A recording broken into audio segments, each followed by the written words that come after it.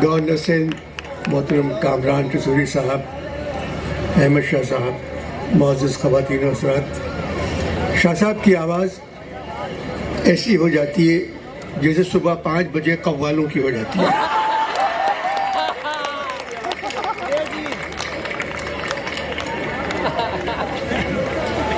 इससे पहले कि मैं कुछ कहूँ आप लोगों से, एक वजाहत करना चाहता हूँ।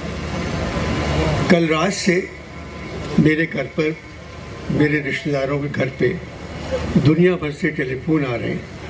क्या ये खबर सही है कि अनवर को उठा के ले गए? ये सोशल मीडिया भरा हुआ है इस खबर से। मैंने नेवी वालों के लिए कुछ कहा था, तो मैं ये कहना चाहता हूँ कि मैं 60 साल से लिख रहा हूँ, किताबें पढ़ रहा हूँ।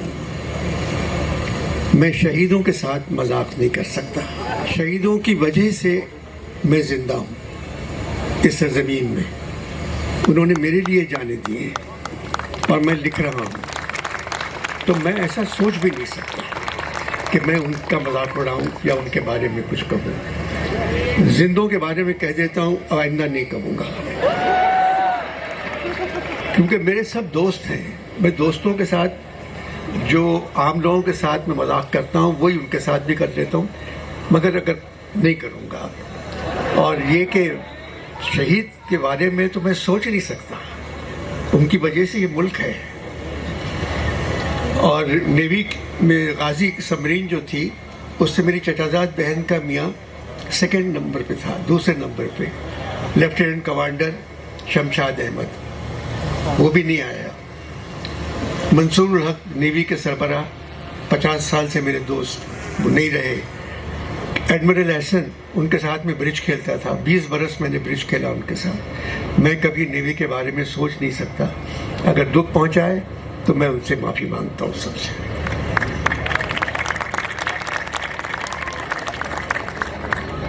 कायदे आज़म का खत आया था कराची के नाम।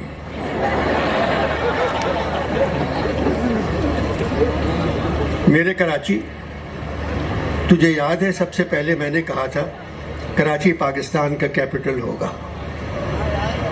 इस वजह से नहीं कि मैं यहाँ पैदा हुआ था, मेरा तो मज़ार भी यहीं है। कराची मुझे पसंद था। मुझे अंदाज़ा था इस शहर में बसने वाले लोगों के ख्यालात और एहसासात में इस दर्जा हम आहंगी होगी जिसका फ़ायदा पाकिस्तान को पहुँचेगा। मुझे मालूम था ये शहर फैलेगा और बड़ा होगा।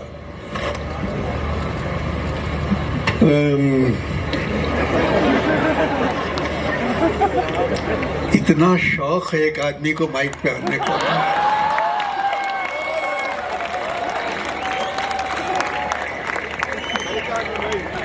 मुझे मालूम था ये शहर फैलेगा और बड़ा होगा, आगे जाएगा।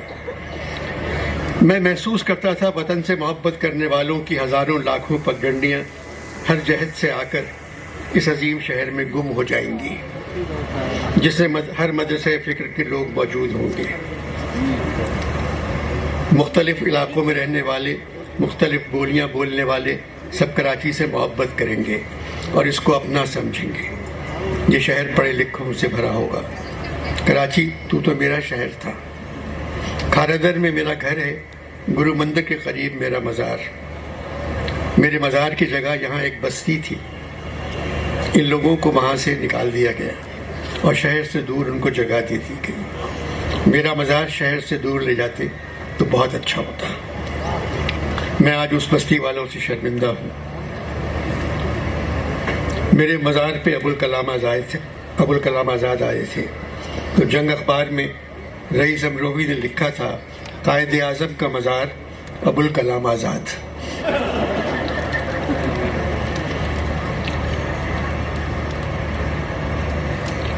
मैं तो तुझे रोशनियों से भरा छोड़ कर आया था।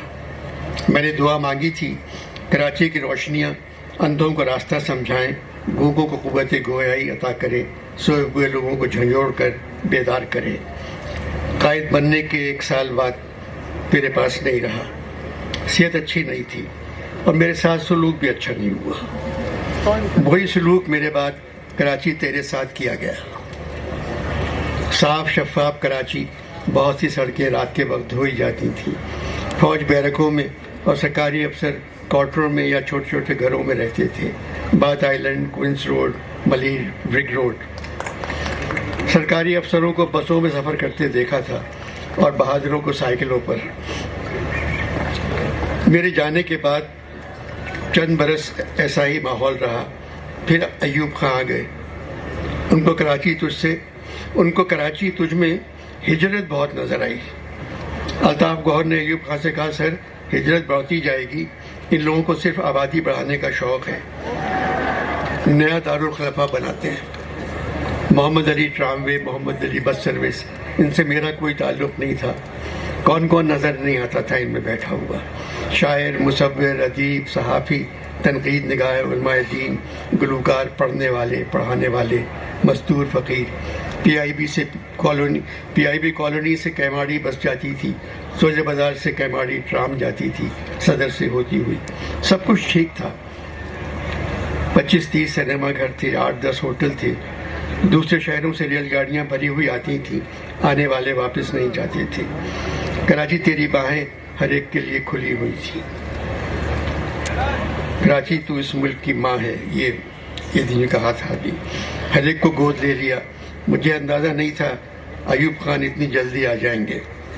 الطاف گوہر سول سرونٹ تھے، تعلق پنجاب سے تھا، بہت ذہین پڑھے لکھے تھے۔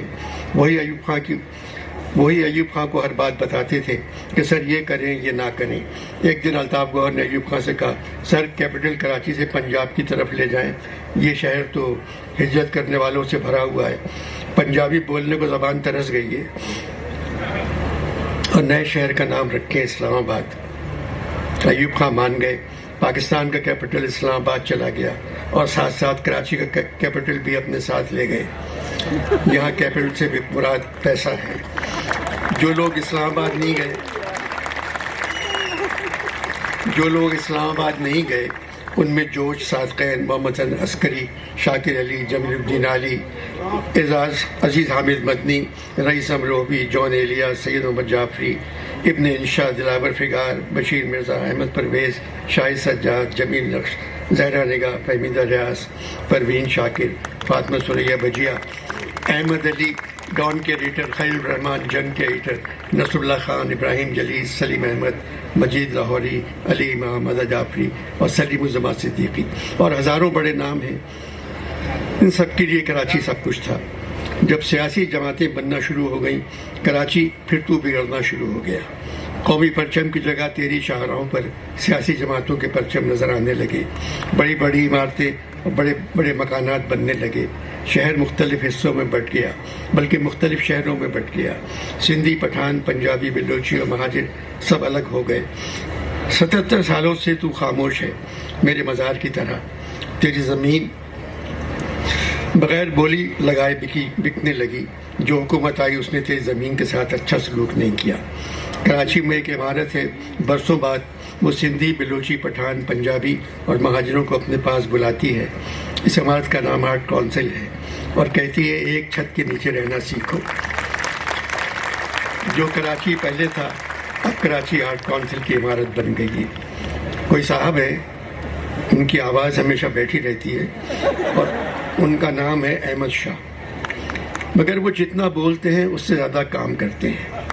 وہ اس عمارت کے سربراہ ہیں۔ یہاں ہر سال اردو کانفرنس ہوتی ہے، چاروں صوبوں کے ادیب، شاعر اور فنکار آتے ہیں۔ 4 دن کانفرنس ہوتی ہے، 4 دن کی چاندنی ہے، پھر اندھیری رات ہے۔ بہت بہت شکریہ۔